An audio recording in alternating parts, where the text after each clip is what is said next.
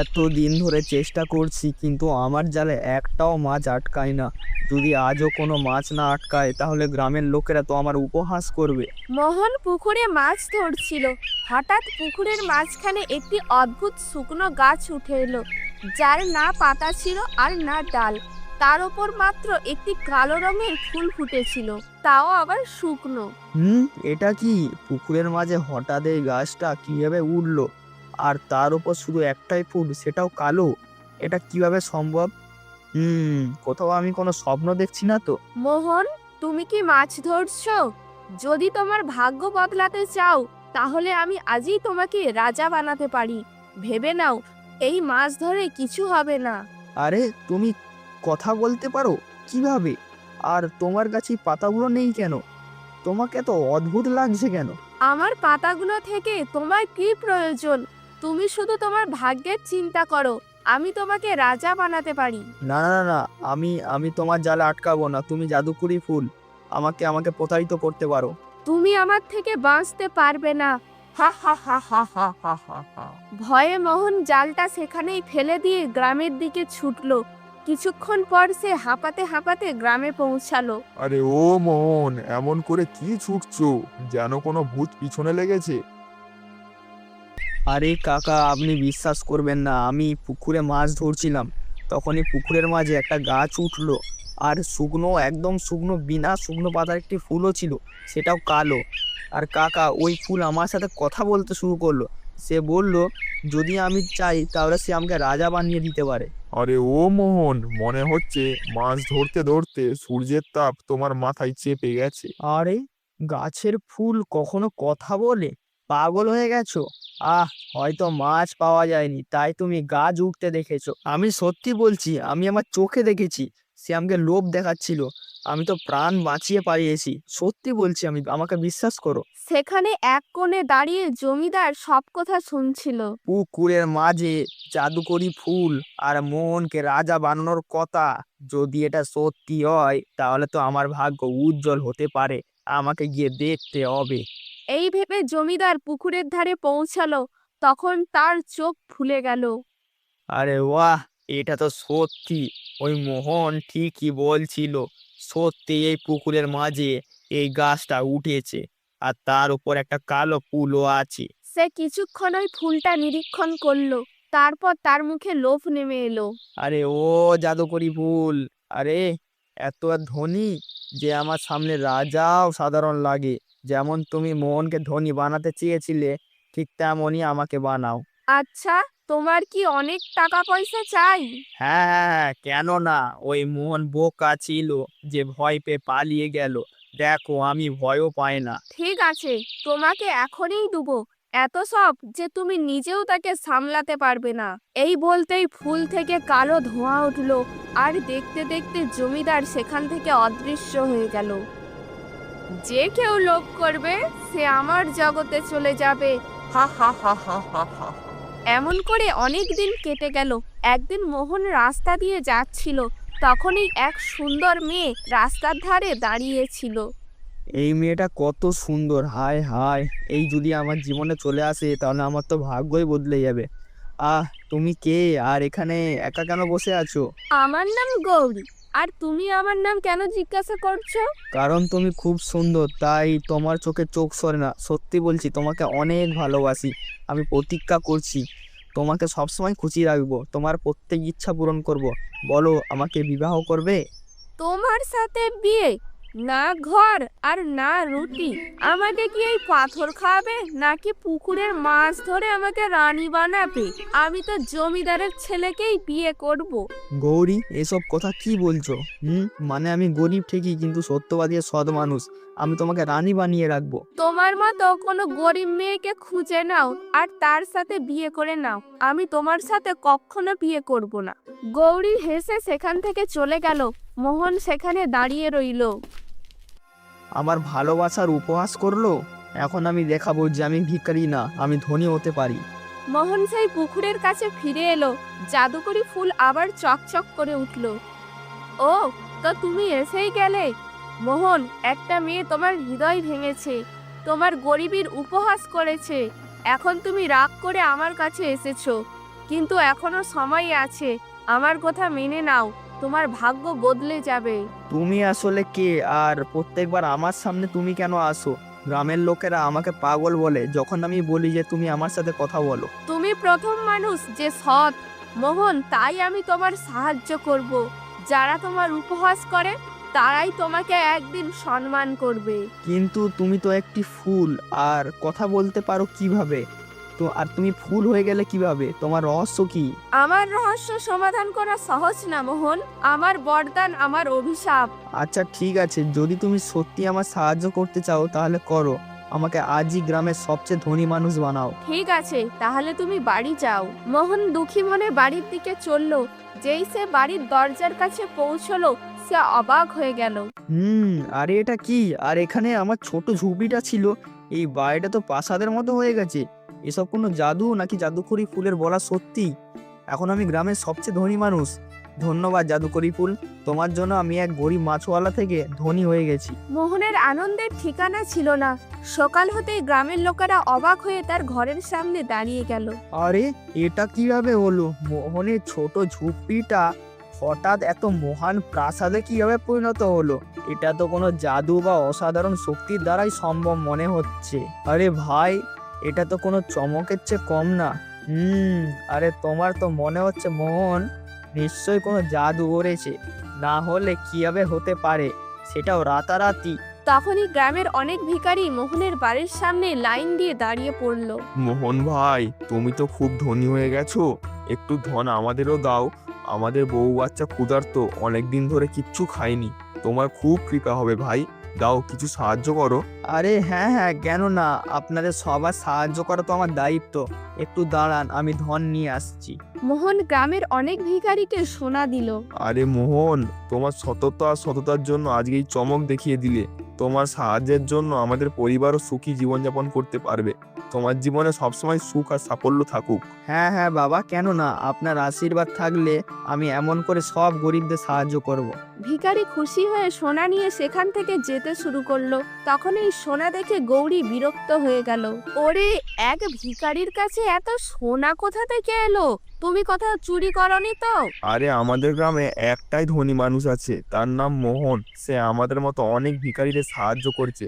ভগবান তাকে সবসময় ধনী রাখুক। এটা তুমি মোহনের কথা বলছো না তো? সেই যে কখনো আগে মাছ ধরতো? হ্যাঁ হ্যাঁ, সেই আজ আমাদের সমস্ত গ্রামের সবচেয়ে ধনী মানুষ হয়ে গেছে। তার বাড়ি একদম রাজপ্রাসাদের মতো। এটা কিভাবে সম্ভব?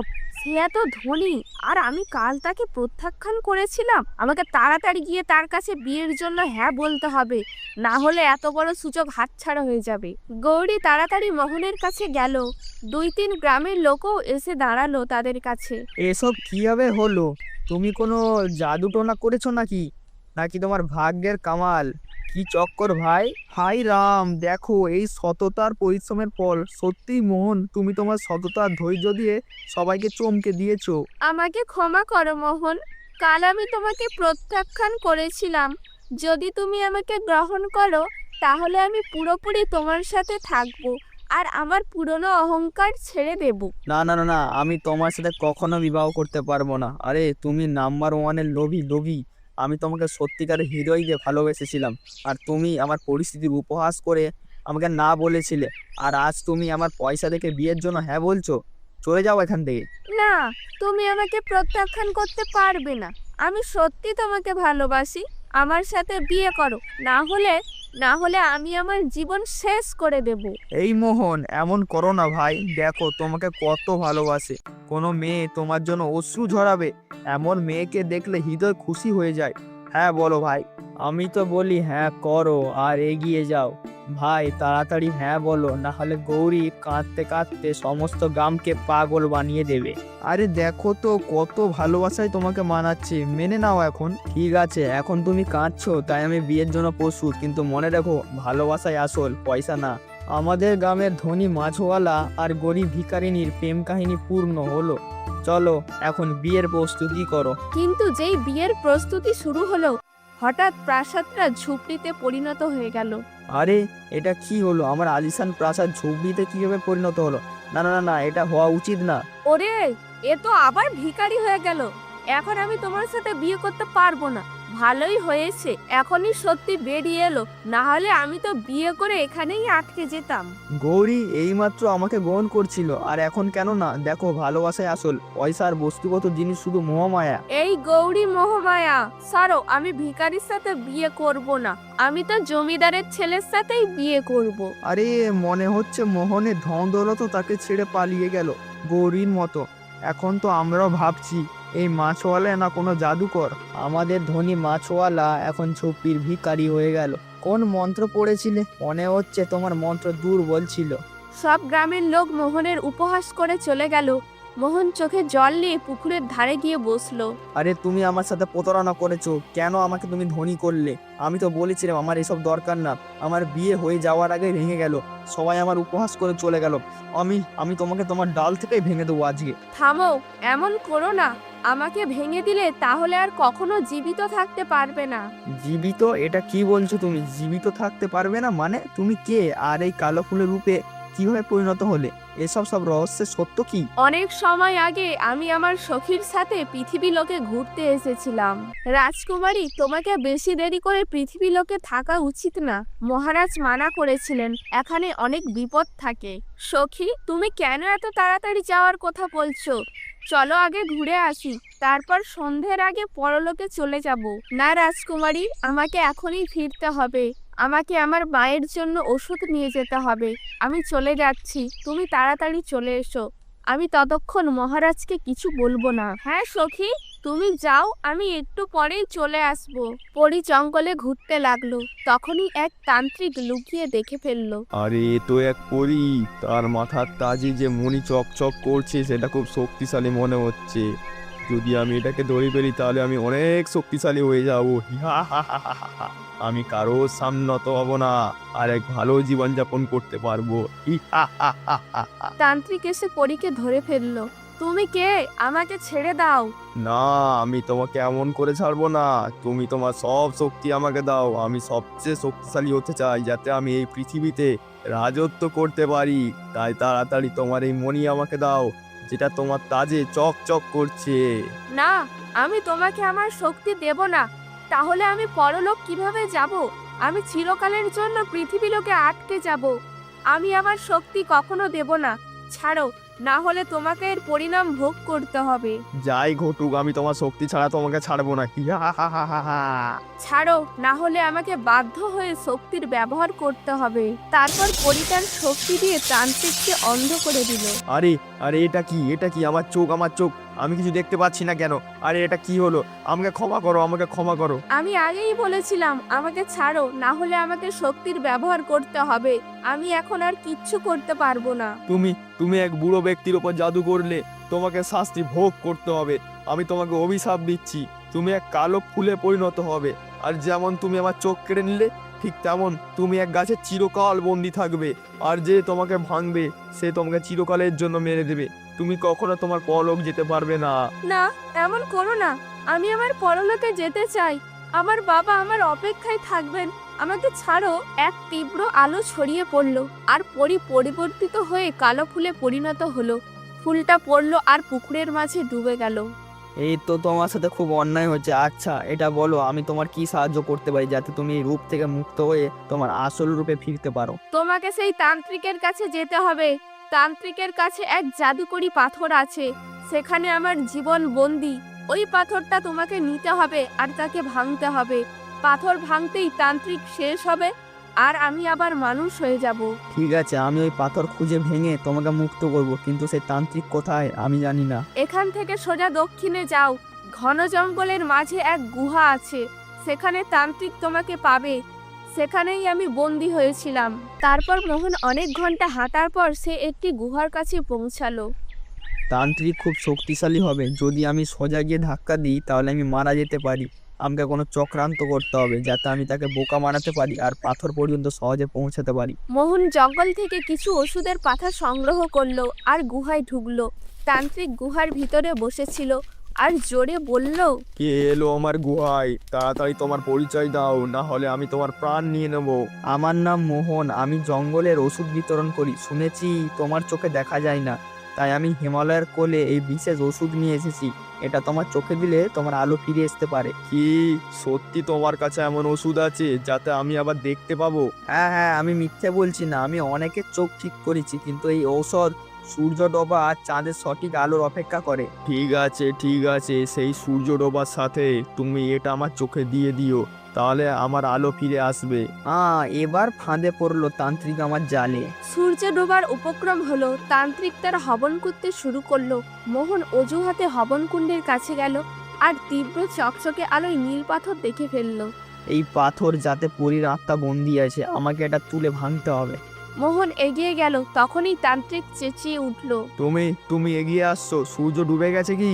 শুধু কিছু সময় বাকি, চিন্তা করো না, পাথর থেকে রস বের করার জন্য ওষুধ কুটতে হবে। হ্যাঁ হ্যাঁ ঠিক আছে, তাড়াতাড়ি করো, সময় মতো ওষুধ আমার চোখে দিয়ে দিও। মোহন অজুহাতে নীল পাথর তুলে নিজের কাছে লুকিয়ে রাখলো। আরে আরে, তুমি আমার পাথর স্পর্শ করেছো কি? মিথ্যে বলো না, আমাকে আমাকে এখনই সেটা দিয়ে দাও, না হলে তোমার প্রাণ নিয়ে নেবো। এখন তুমি কিচ্ছু করতে পারবে না, এতে পরীর আত্মা বন্দি, আমি তাকে মুক্ত করব। তুমি তুমি এমন করতে পারবে না, আমি তোমাকে যেতে দেব না। মোহন ওই পাথরটি মাটিতে ছুঁড়ে মারল, তখনই তীব্র আলো ছড়িয়ে পড়ল আর পাথর ভেঙে চকচক করতে লাগলো। আলোয় তান্ত্রিকের শরীরে আগুন লেগে গেল। না না না না না, না না, এই কি করে দিলে তুমি? না না না না, বাঁচাও। কয়েক মুহূর্তেই তান্ত্রিক পুড়ে ছাই হয়ে গেল। তাড়াতাড়ি আমাকে সেই পরীর কাছে ফিরতে হবে, সে এখন তার আসল রূপে ফিরে এসেছে। হ্যাঁ, তাড়াতাড়ি যাই। মোহন দৌড়ে পুকুরের ধারে এলো। ফুল থেকে আলো বের হলো আর সে পরিবর্তিত হয়ে এক সুন্দর পরীর রূপে দাঁড়িয়ে গেল। মোহন, তুমি আমাকে মুক্ত করে দিয়েছো। তুমি না থাকলে আমি চিরকাল এই কালো ফুলে বন্দি থাকতাম। তুমি সত্যি মুক্ত হয়ে গেছো, আমি খুব খুশি যে তোমার এত বছরের যন্ত্রণা এখন শেষ হলো। এখন তুমি তোমার পরলোকে যেতে পারো। আমি এখন আমার পরলোকে ফিরবো না, আমি এখানেই থাকতে চাই। মোহন, তুমি কি আমার সাথে বিবাহ করবে? কারণ আমি অনেক বছর ধরে পরলোকের পথ দেখিনি। যদি এখন যাই তাহলে সেখানে কেউ আমাকে থাকতে দেবে না। আমার সৌভাগ্য হবে যদি যদি আপনি আমার সাথে বিবাহ করেন, কিন্তু আপনি তো জানেন আমি এক গরিব মাছওয়ালা আর আপনি এক পরী। আমাদের দুজনের কোনো মিল নেই, আমাদের জগতই আলাদা। তোমার মন খুব ভালো মোহন, গরিব হলে কি হলো, কিন্তু তোমার মধ্যে সততা আর সরলতা আছে। ঠিক আছে, যদি আপনি সত্যি এটাই চান তাহলে আমি প্রস্তুত। মোহন আর পরী তৎক্ষণাৎ বিবাহ করে নিল। তারা তাদের বাড়ির দিকে ফিরল। তখন তাদের ঝুপড়িটা আবার প্রাসাদে পরিণত হলো। মোহন পরীর সাথে সুখে থাকতে লাগলো।